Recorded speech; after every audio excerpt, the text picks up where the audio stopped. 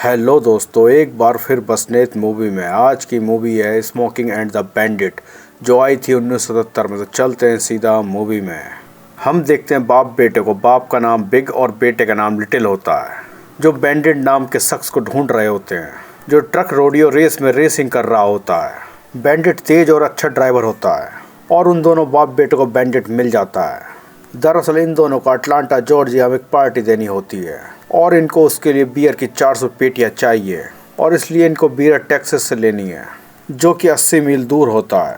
और ये बॉर्डर का मामला होता है जो इलीगल होता है, और वो दोनों बैंडिट से इसी काम के लिए बोलते हैं। पहले तो बैंडिट मना कर देता, मगर बिग जब उससे $80,000 देने का वादा करता तो वो मान जाता है। मगर बिग बोलता हमें डिलीवरी 28 घंटे के अंदर चाहिए और उसके लिए तुमको जो भी चाहिए वो मिल जाएगा।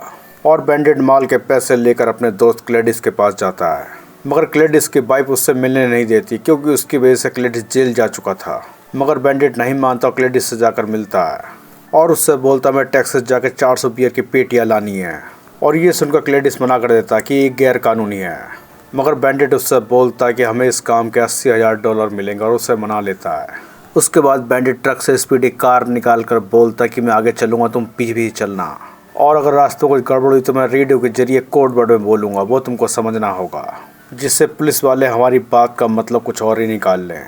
मगर ट्रक में क्लेडिस अपने कुत्ते को भी अपने साथ ले जाता है, और उसके बाद वो दोनों निकल पड़ते हैं टेक्सास की ओर। और रास्ते में बैंडिट क्लेडिस की मदद करता रहता है, और इस तरह वो दोनों अपनी मंजिलें पहुंच जाते हैं, जहां उनको 400 बियर की पेटियाँ लेनी है। मगर वो शॉप में 1 घंटा पहले पहुँच जाते हैं, जिससे शॉप बंद थी, जिससे वो ताला तोड़ देता है।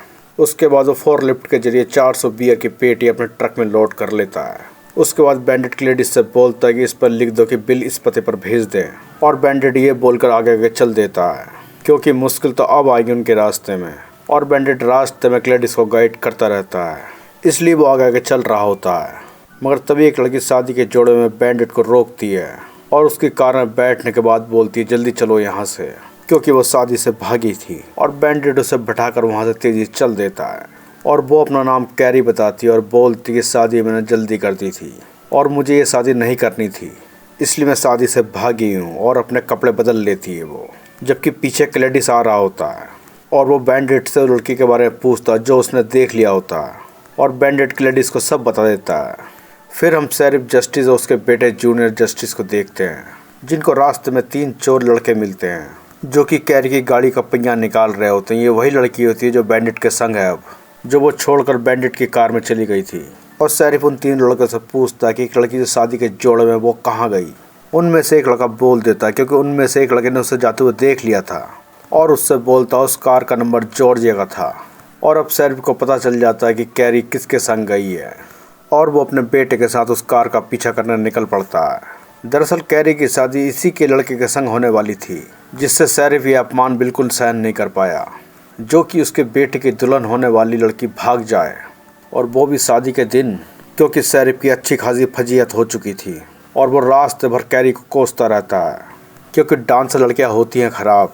जबकि अब हम बैंडिट को देखते हैं, जिसके पीछे एक पुलिस वाला पड़ जाता है, मगर बैंडिट चालाकी के संग उसे पानी में गिरा देता है, और उसके बाद वो फिर से हाईवे में आ जाता है। मगर तभी शेरिफ उनके पीछे होता है, क्योंकि उसने उसकी कार का नंबर देख लिया था, और वो रेडियो के जरिए बैंडिट से बातें करता है और उससे बोलता पीछे देखो। जबकि बैंडिट बोलता ये तो टेक्सास की पुलिस है, ये मेरे पीछे यहाँ तक कैसे आ गई, क्योंकि उन दोनों तो बॉर्डर पार कर लिया था टेक्सास का। उसके बाद बैंडिट कार की स्पीड तेज करके वहाँ से निकल जाता है, मगर बैंडिट को ये मालूम नहीं था कि टेक्सास की पुलिस कैरी की वजह से उसके पीछे है।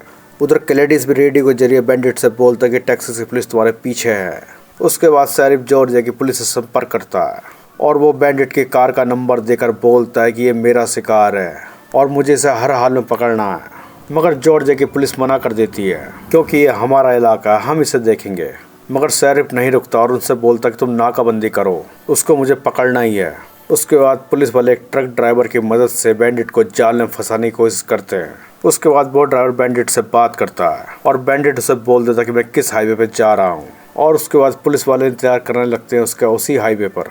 मगर बैंडिट उनको दूर से देख लेता और दूसरी साइड हो लेता है, और उसके बाद सारे पुलिस वाले ये देखकर उसके पीछे पड़ जाते हैं। जबकि वहाँ शेरिफ भी आ जाता है और वो भी उसका पीछा करने लग जाता है।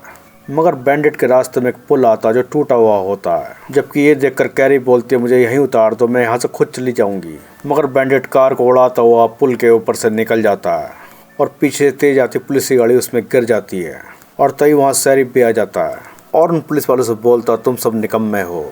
उसके बाद हम बैंडिट को देखते जो कैरी को लेकर एक बस स्टॉप में आया था टिकट लेने के लिए, क्योंकि कैरी वहाँ चली जाएगी जहाँ उसे जाना है। जबकि हम बैंडिट को देखते हैं जो खाना पैक करा के ड्रिंक पी रहा होता है, मगर तभी वहाँ शेरिफ भी आ जाता है खाने के लिए। मगर शेरिफ उसे नहीं पहचानता, सिर्फ उसका नाम जानता है और शेरिफ उसको पकड़ने के लिए जल्दी जल्दी खाने लग जाता है। जबकि ये सब देखकर बैंडिट उससे बोलता है कोई चोर बैंक लूट कर भाग गया है क्या, और उससे बोलता है जो कुछ मेरे संग हुआ बैंक लूटना उसके सामने बहुत ही कम है। और उससे बोलता कि बैंडिट नाम का एक गुंडा जो मेरी बेटे की होने वाली दुल्हन को लेकर भाग गया है, वो भी सरहद पार से। और ये सुनकर बैंडिट उसे खाने का बिल भर देता है जो उसका धन्यवाद करता है शेरिफ। उसके बाद शेरिफ बाथरूम की ओर चला जाता है और उसके बाद बैंडिट सीधा खाने का पैकेट लेकर बाहर आ जाता है, जहाँ कैरी उसकी कार चला कर लाती है और जल्दी से बैंडिट उस पर बैठ जाता है। जबकि कैरी बैंडिट से बोलती है मुझे तुम्हारे संग ही रहना है। बैंडिट बोलता है ठीक है, मगर तुम उस साइड चलो। जबकि उन्हें जाता हुआ शेरिफ देख लेता है उनकी गाड़ी का नंबर और वो उनके पीछे पड़ जाता है। फिर हम एक जगह देखते हैं जहाँ कैरी अपनी कार को किसी तरह बचा लेती है ट्रक के नीचे से, मगर तभी शेरिफ भी पीछे तेज रफ्तार से अपनी कार ला रहा होता है, जिससे वो भी अपनी कार को ट्रक के नीचे से निकालने की कोशिश करता है, मगर उसकी कार की छत उड़ जाती है। जबकि हम ग्लैडिस को देखते हैं जो बैंडिट से बोलता है कई पुलिस वाले तुम्हारे पीछे लगे हुए हैं, मगर बैंडिट ग्लैडिस से कुछ नहीं बताता।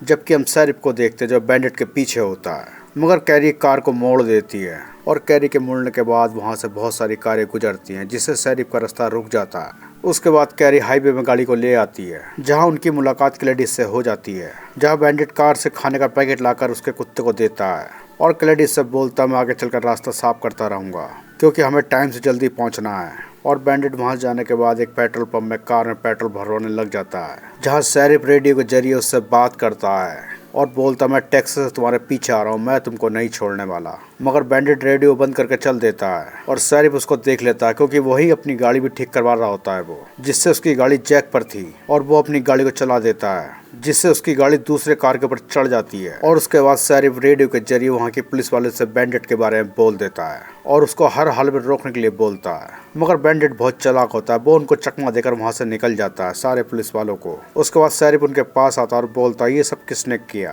और वो बोलते हैं बैंडिट ने किया। मगर तभी वहाँ एक ट्रक आ जाता है जो शेरिफ की कार का बचा कुचा दरवाजा तोड़ देता है, जिससे शेरिफ को बहुत गुस्सा आता है और बोलता है यहाँ के लोग कितने हरामी हैं। और वो अपने बेटे से दरवाजे को वापस कार में रखने के लिए बोलता है कि ये एक सबूत है। उसके बाद शेरिफ अपने बेटे की उल्टी सीधी हरकत देखता है जो कि थोड़ा बहुत मंदबुद्धि भी होता है और उससे बोलता है मुझे नहीं लगता कि तू मेरा असली बेटा है। और उससे बोलता घर जाकर तेरी माँ की वो हालत करूंगा जो कभी तो सपने में नहीं सोच सकता। जबकि हम बैंडिट के ट्रक वाले दोस्तों को देखते हैं और वो बैंडिट से बोलते कि तुम यहाँ मत आना, यहाँ बहुत सारे पुलिस वाले हैं। उसके बाद बैंडिट ये बात ग्लैडिस को भी बोल देता है, जबकि ग्लैडिस बोलता है मेरी चिंता मत करो, मुझे पहले कुछ खाना है। उधर हम बैंडिट को देखते हैं जो कार एक जगह रोक लेता है और दोनों घूमने लगते हैं। उसके बाद हम ग्लैडिस को भी देखते हैं जो खाने के लिए एक होटल में रुक जाता है, जहां उसके कुत्ते की वजह से झगड़ा हो जाता है और वो लोग ग्लैडिस को बहुत मारते हैं। और ग्लैडिस किसी तरह बाहर अपने ट्रक के पास आ जाता है और फिर वो ट्रक में चढ़ जाता है और उन सबसे बदला लेने के लिए उनकी गाड़ी के ऊपर ट्रक को निकाल देता है, जिससे उनकी बाइक की ऐसी तैसी हो जाती है। उधर हम शेरिफ को देखते हैं जो एक ट्रैफिक जैम में फंस गया होता है और चिल्लाते हुए बोलता है यहाँ सब फिल्मों जैसा क्यों हो रहा है, मैं उसे पकड़ क्यों नहीं पा रहा। और आगे चलने के बाद एक ट्रैफिक पुलिस वाला उसकी गाड़ी को देखकर बोलता कि मेरे हाईवे में ऐसी गाड़ी नहीं चल सकती, और शेरिफ उसको डांटता है और उस पुलिस वाले की ऐसी की तैसी करने लग जाता है और उससे बोलता है ये खटारा गाड़ी एक सबूत है उस मुजरिम के लिए जिसके पीछे मैं टेक्सास से यहाँ चला आ रहा हूँ। और फिर वो पुलिस वाला उससे माफी मांगता है। उसके बाद शेरिफ बैंडिट के पीछे वहाँ से फिर से चल देता है, जबकि ग्लैडिस बैंडिट से बोलता हम लेट हो रहे हैं जल्दी करो, जबकि पुलिस वाले भी इनकी ताक में रहते हैं। बैंडिट के ट्रक वाले दोस्त होते हैं जो बैंडिट की मदद करते हैं और वो सब ग्लैडिस के ट्रक को छिपाते हुए पुलिस वालों से बचाते हैं। उधर हम शेरिफ को देखते हैं जिसने बैंडिट समझ के एक पुलिस के अधिकारी को पकड़ लिया था और उसको जानने के बाद उससे माफ़ी मांगता है और इस तरह बैंडिट का ट्रक अपने मंजिल के करीब आ जाता है। जबकि हम पुलिस वालों को देखते हैं जो उनके इंतजार में रहती है। उसके बाद बैंडिट अपने मदद के लिए सारे दोस्तों को बुलाता है जो सब अपनी अपनी गाड़ियों से पुलिस वालों को चकमा देने के लिए वहां आ जाते हैं। मगर तभी वहां पुलिस का हेलीकॉप्टर भी आ जाता है जो बैंडिट को ढूंढने के लिए। जबकि बैंडिट क्लेडिस से बोलता आगे बहुत सारी पुलिस आगे मत जाना। जबकि क्लेडिस बोलता मुझे उनकी चिंता नहीं है, बस तुम पुलिस वालों को देखो, मुझे माल हर हाल में किसी तरह पहुंचाना है, जल्दी वो भी। और इस तरह वो दोनों चकमा देते हुए पुलिस वालों को अपनी पार्टी में पहुंच जाते हैं जहां उन्हें अपनी बियर की पेटियां देनी है। और वहां बिग और लिटिल को वक्त से पहले डिलीवरी दे देते हैं। उसके बाद बैंडिट बिग से बोलता मैंने तुम्हारा काम कर दिया, अब मुझे एक ऐसी कार दो जिससे मैं यहाँ से निकल सकूं। और बिग उसे दूसरी कार दे देता है। मगर लिटिल बैंडिट को एक और काम दे देता है कि तुम बोस्टन जाकर मेरे डैड के लिए एक सामान लेकर आओगे, वो भी 18 घंटों के अंदर। और बैंडिट मान जाता है। और उसके बाद बैंडिट, कैरी और क्लेडिस निकल जाते हैं बोस्टन की ओर। मगर तभी शेरिफ वहाँ अपने बेटे के साथ आ जाता है। जबकि बैंडिट उसके करीबी रेडियो से बात करता है और शेरिफ से बोलता है कि मैं बैंडिट हूँ और तुम जैसा पुलिस वाला मैंने आज तक नहीं देखा, और तुम बहुत तेज हो, मगर मैं बोस्टन की तरफ जा रहा हूँ अब, और क्या तुम मेरे पीछे चलोगे? और शेरिफ गुस्से से बोलता बस मैं तुझे एक बार देख लूँ, आखिर तू है कहाँ? फिर बैंडिट उसे पीछे देखने को बोलता है और गाड़ी लेकर चल देता है। और उसके बाद शेरिफ उनको पकड़ने के चक्कर में अपने बेटे को भूल जाता है और वो गाड़ी लेकर एक बार फिर से उनके पीछे चल देता है। और इसी के साथ आज की मूवी खत्म होती है। प्लीज़ चैनल को लाइक और सब्सक्राइब और बेल आइकन प्रेस जरूर करें ताकि हमारी आगे की वीडियो आपके पास पहुंचती रहे। तब तक के लिए गुड बाय।